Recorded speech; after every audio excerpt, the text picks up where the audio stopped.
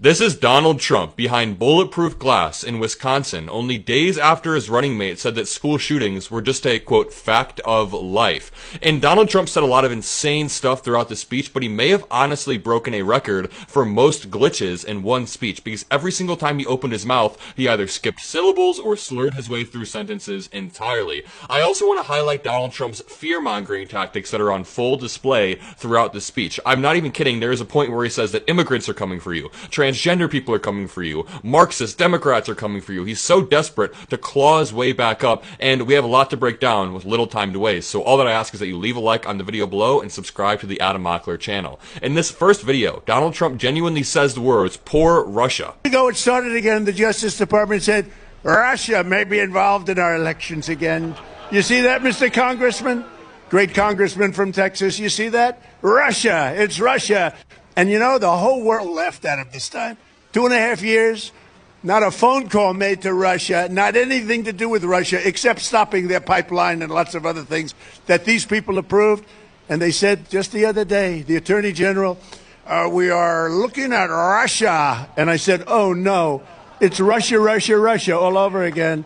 But they don't look at China, and they don't look at Iran.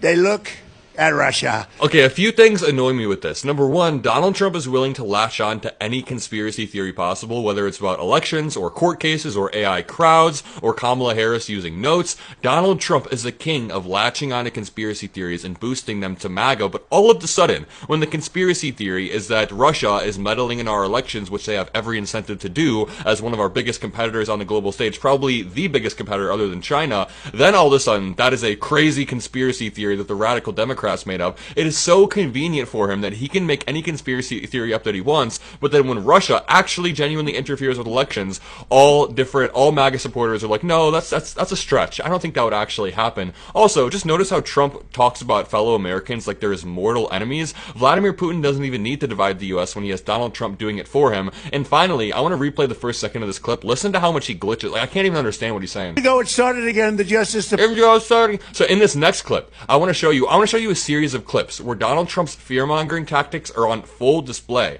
I'm not going to lie, he usually tries to hide them or weave them together a little bit more covertly, but in this speech, he just let it rip. Every single fear-mongering tactic back to back to back, and Aaron Rupar helped us break it down. He said, a huge part of Trump's speeches is fear-mongering about fantasies completely disconnected from reality, and here's a clip of Donald Trump saying that if you send your son Jimmy off to school, he's going to come back with a brutal operation. I'll debunk it after. Can you imagine you're a parent and your son leaves the house and you say, Jimmy, I love you so much. Go have a good day in school.